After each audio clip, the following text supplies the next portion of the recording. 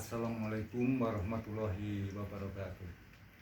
Selamat berjumpa kembali pada sesi yang kedua dalam mata kuliah bimbingan konseling anak berkebutuhan khusus. Pada sesi yang kedua ini akan saya sampaikan beberapa hal. Di antaranya adalah asas-asas bimbingan dan konseling untuk anak ABK. Di dalam asas bimbingan konseling antara anak ABK dan anak normal itu pada hakikatnya sama, hanya dalam bentuk pelayanan itu yang berbeda, karena anak ABK itu memiliki karakter yang berbeda dengan anak-anak normal pada umumnya. Yang pertama, adanya asas kerahasiaan. Baik itu anak yang ABK maupun anak normal, prinsipnya sama, bahwa kerahasiaan itu harus dijaga, karena itu sebuah harga diri atau martabat yang masuk dalam kode etik, di mana seorang konselor itu harus mampu merahasiakan pribadi klien itu sendiri. Jadi asas kerahasiaan itu adalah sama. Asas sukarela, artinya bagaimana bisa menciptakan anak-anak itu tidak harus dipanggil, tetapi mereka merasa butuh konselor, butuh guru bimbingan konseling. Dia merasa permasalahan itu perlu untuk dipecahkan dan perlu untuk dibantu, baik permasalahan maupun karir. Karena anak-anak ABK juga memiliki beberapa kelebihan. Ini memerlukan satu bimbingan.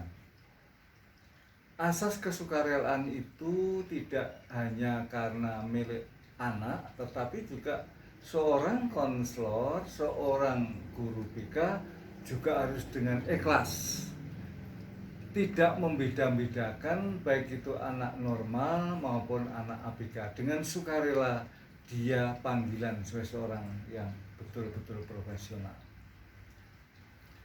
Asas keterbukaan artinya di mana seorang guru BK itu sama-sama jujur, baik guru BK maupun anak itu sendiri.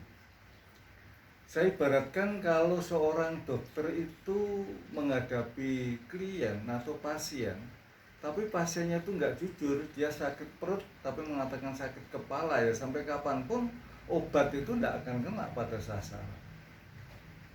Begitu pula seorang guru BK dan siswa mestinya sama-sama terbuka. Jangan ada dusta yang ada di antara mereka. Dimana ungkapkan apa adanya, permasalahan apa adanya, sehingga nanti bimbingan itu akan tepat pada sasaran. Dan juga asas kegiatan itu ada kegiatan aktivitas. Apakah perlu kegiatan tidak hanya di dalam ruang kelas, ruang BK, kalau perlu adanya home visit. Ini perlu diprogramkan bagi guru BK. Asas kemandirian, bahwa guru BK itu dianggap orang yang sudah profesional. Maka dia mempunyai kewenangan, punya hak untuk menentukan bagaimana dalam bentuk membimbing anak secara tepat. Kekinian artinya adalah aktualisasi. Guru BK harus bisa mengikuti perkembangan zaman yang ada. Walaupun itu anak ABK, itu juga sama saja, dia masih usia muda, itu biasanya juga dia mengikuti perkembangan yang zaman sekarang ini baru ngetren. Ini seorang guru harus bisa memahami. Asas kedinamisan, jangan monoton. Bimbingan itu ada seninya, bagaimana bentuknya, bagaimana modelnya, bagaimana wawancaranya, ya. Juga adanya asas keterpaduan. Seorang guru BK nggak bisa kerja sendiri, perlu kerjasama dengan beberapa pihak yang bisa membantu pelaksanaan bimbingan itu sendiri.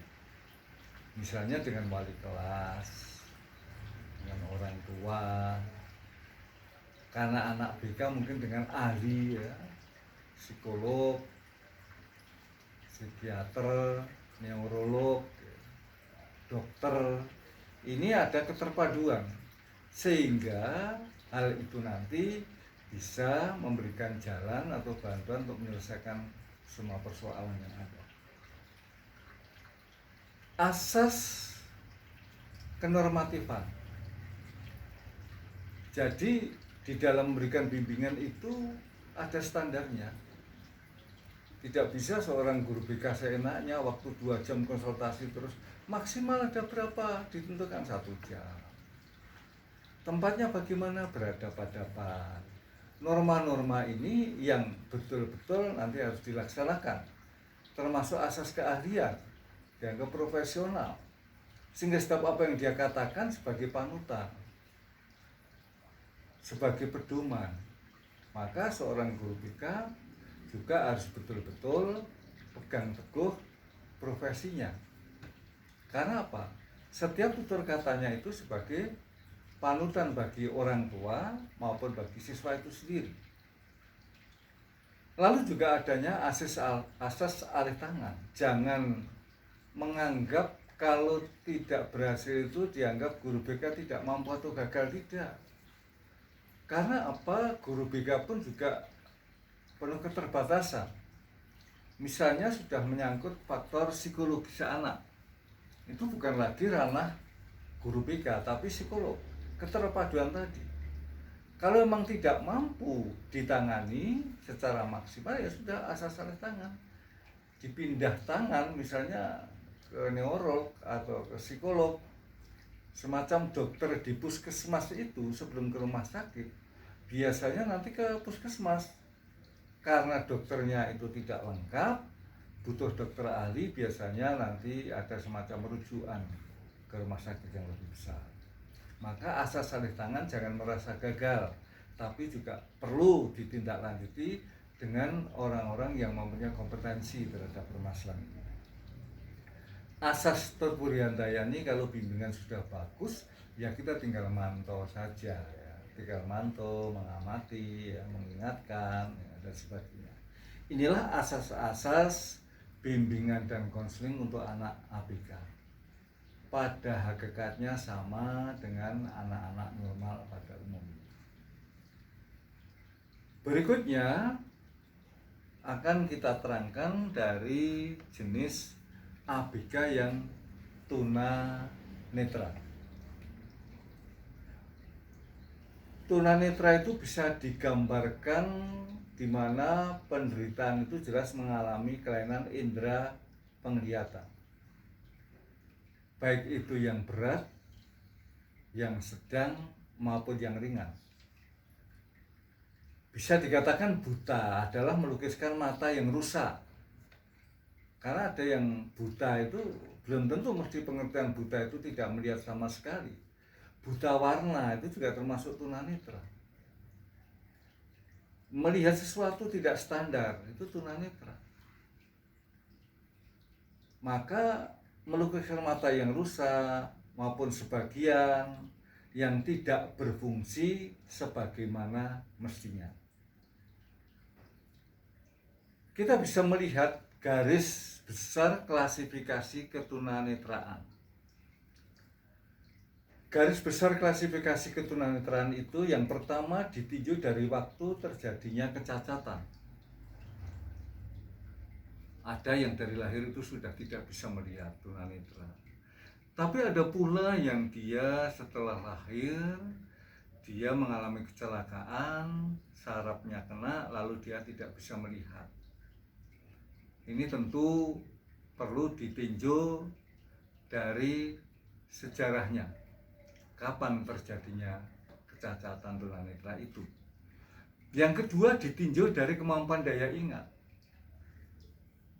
Walaupun mereka itu tunanetra, ada yang cerdas, IQ-nya tinggi, daya ingatnya bagus, terangkan sekali, walaupun tidak dengan mata atau dengan pendengaran mereka bagus, karena IQ-nya tinggi. Tapi ada pula yang tunanetra tapi juga IQ-nya pas-pasan atau IQ-nya malah rendah. Kalau IQ-nya rendah ya di samping tidak bisa melihat, wawasannya juga sangat terbatas. Juga pembagian menurut Slayton, ya, Fresh, itu dibagi menjadi satu, buta total, yang tidak bisa melihat sama sekali, semuanya itu hitam, buta total.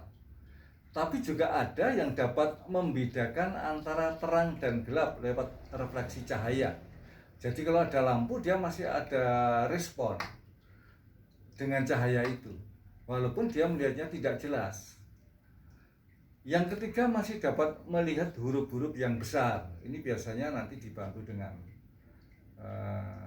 alat baca, ya, yang khusus tunanetra atau kacamata yang tebal, itu bisa membantu mereka. Tapi juga dapat melihat asal dengan pertolongan alat yang tadi saya katakan pembesar tadi. Dan yang kelima yang dikatakan buta warna. Buta warna dalam kategori tunanetra itu bisa dilihat bahwa buta warna itu laki-laki, dan ini faktor keturunan. Jadi kalau saudara menikah, suami seorang laki-laki itu ternyata buta warna, cenderung anaknya mengalami buta warna. Ini klasifikasi secara garis besar tentang ketunanetraan. Sekarang garis besar karakteristik tunanetra itu seperti apa? Ada orang yang melihat tunanetra itu sifat-sifatnya seperti apa ya? Melayaninya seperti apa? Sehingga saudara di dalam melayani itu harus tahu persis karakternya. Yang pertama, tunanetra itu curiga terhadap orang lain. Artinya, kalau ada orang di sekitarnya, terutama yang buta total, lalu orang bicara bisik-bisik, dia curiga, jangan-jangan bicarakan saya, merumpi saya. Oleh karena itu di hadapan tunanetra, usahakan untuk berbicara secara jelas, sehingga tunanetra itu perasaannya mereka, oh ternyata dia tidak membicarakan saya. Yang kedua, perasaannya mudah tersinggung, dia sangat sensitif, halus perasaannya. Maka bicara dengan tunanetra, gunakanlah bahasa yang baik, kata-kata yang tidak menusuk perasaan, karena mungkin karena melihat dengan kondisi yang dirinya seperti itu, dia sangat sensitif. Maka tunanetra itu mudah tersinggung, perasaannya lembut. Maka biasanya tunanetra kalau nyanyi kan bagus, main musik bagus, karena bermodal perasaannya yang sensitif tadi. Yang ketiga, ketergantungan yang berlebihan. Artinya pada hakikatnya tunanetra itu ya tidak bisa untuk mandiri sepenuhnya seperti orang-orang yang normal, karena tunanetra itu berjalan saja harus dibantu dengan tongkat. Untuk mengenal lingkungan harus dibimbing, ya. Mau masuk ruangan, mau sekolah, berapa langkah dia untuk belok kanan atau kiri, duduk kursinya yang mana, juga perlu dibimbing. Maka ketergantungan yang berlebihan inilah mau tidak mau tunanetra perlu perhatian. Kalau perlu pendamping, ya, pendamping. Oleh karena itu, karakteristik ketunanetraan secara garis besar ada 3 komponen itu. Saya kira itu untuk sementara, untuk sesi yang kedua. Berikutnya akan saya sampaikan untuk sesi yang ketiga. Semoga penjelasan ini bisa dipahami. Terima kasih. Assalamualaikum warahmatullahi wabarakatuh.